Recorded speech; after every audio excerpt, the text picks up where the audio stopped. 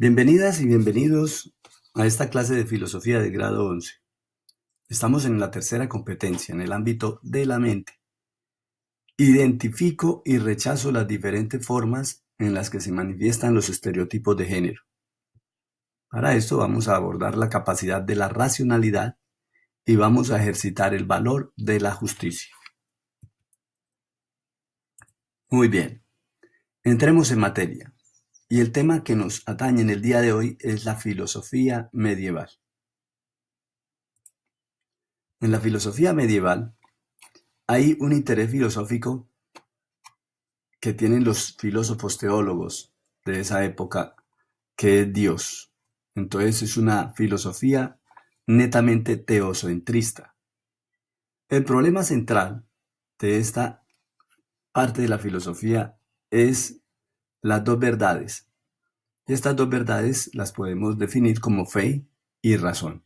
Entonces son dos categorías en las cuales vamos a mirar de qué manera estos filósofos abordaron este problema. Las etapas en las que se divide la filosofía medieval son la patrística y la escolástica.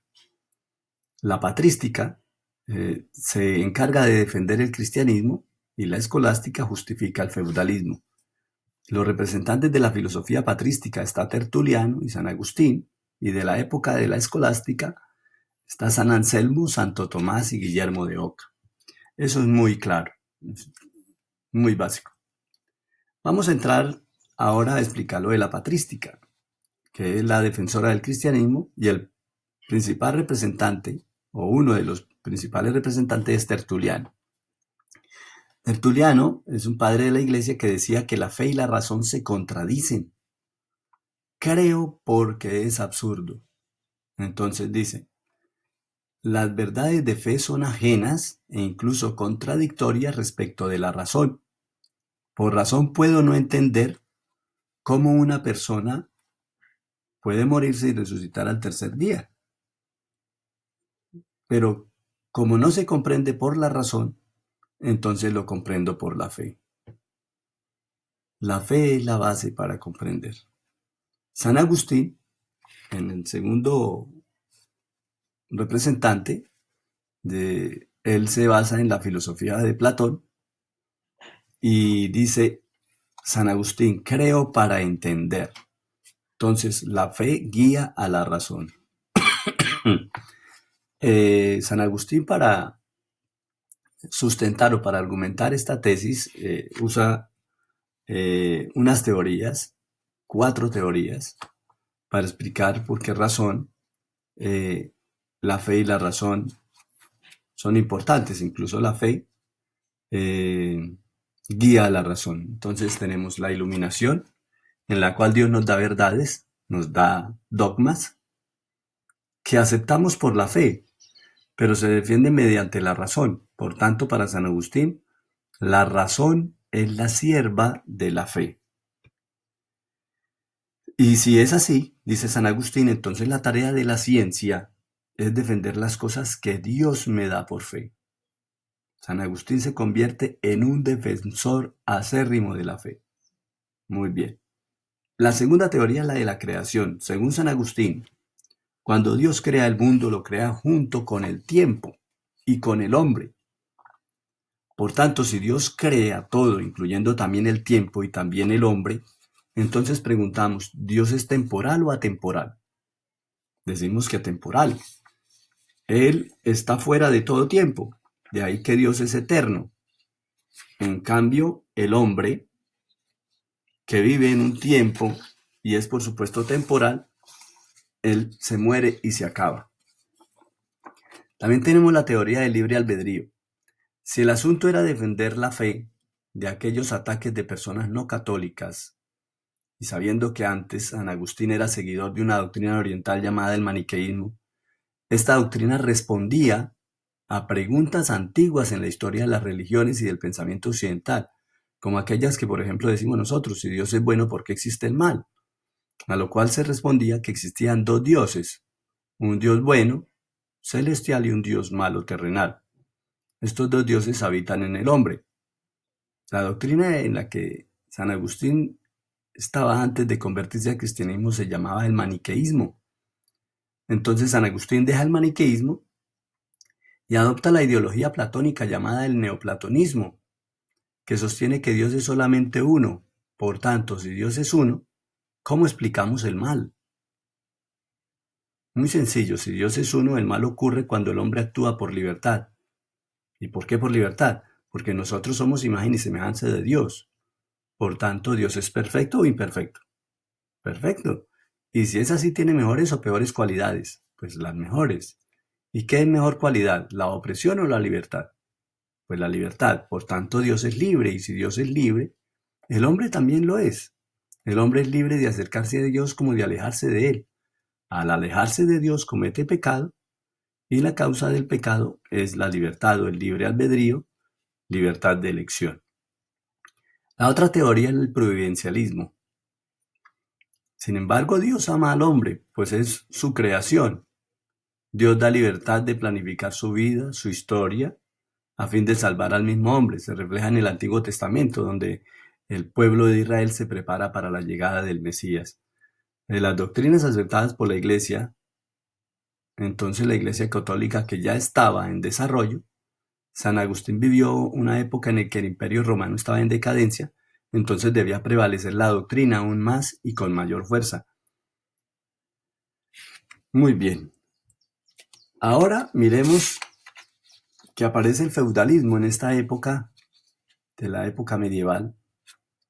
En esta parte de la época medieval aparece el feudalismo, y el cual busca justificar el dominio de la Iglesia y del señor feudal, sobre la base de la doctrina providencialista, porque si Dios da libertad al hombre para hacer su historia, a fin de que éste se salve, entonces la historia del feudalismo es una historia creada por Dios, o del hombre para Dios, y es por tanto bueno y así debe ser.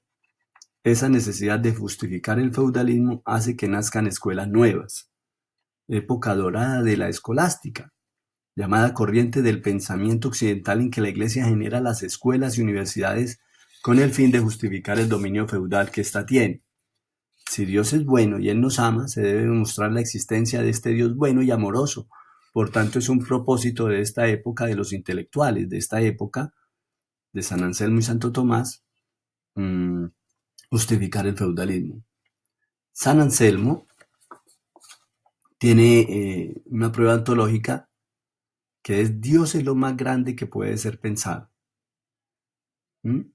Entonces,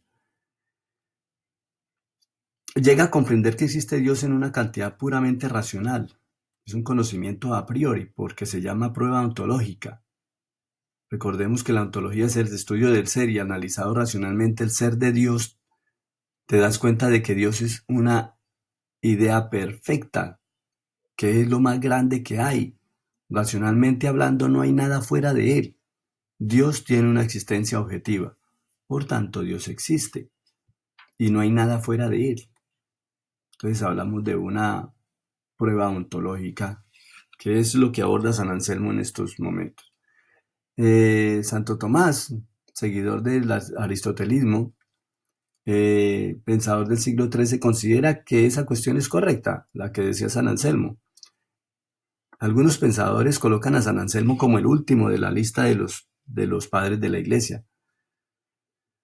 En Santo Tomás, a diferencia de San Anselmo, las pruebas no son a priori, sino a posteriori. Para Santo Tomás, la fe y la razón son compatibles.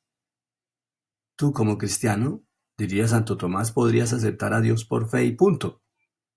Pero Santo Tomás piensa que no puede obligar a aquel no cristiano a aceptar la fe de una o de principio, porque simplemente no te va a creer. ¿Qué de común hay entre un cristiano y un no cristiano? Pues ambos tienen razón. Por tanto, debo convencer, a ese no cristiano de la existencia de ese Dios. ¿Por medio de qué? De la razón. Una vez que esto suceda, está preparado para recibir sus misterios salvíficos y cristianos. Así que la razón es el preámbulo de la fe. La razón es una vía para llegar a Dios. Así que el estudio hecho por Santo Tomás fue hecho para personas no cristianas. Son diferentes la fe y la razón, pero llegan al mismo punto. ¿Cuál es el mismo punto? Dios. Pero la razón en este caso es preámbulo de la fe. No es la sierva, es un preámbulo. sea, yo por la fe tengo que entender claramente lo que por fe no entiendo. Pero entonces primero lo debo creer. Pero para aquellos que no creen, la razón es importante. Ya cuando crean por la razón, pues será más fácil llegar a la fe, teniendo así una excusa. Santo Tomás propone vías de la existencia de Dios. Entonces, la primera vía es el movimiento. Dios es el motor inmóvil. La otra es la causalidad. Dios es la causa de todo, la primera causa incausada. La tercera, la necesidad. Dios es el primer ser necesario. Y la otra es el grado, es el primer ser perfecto en cuanto a que hay otros seres, pero esos seres son imperfectos, pero Dios es el primer ser perfecto. Y la finalidad, que es la primera entidad ordenadora del mundo.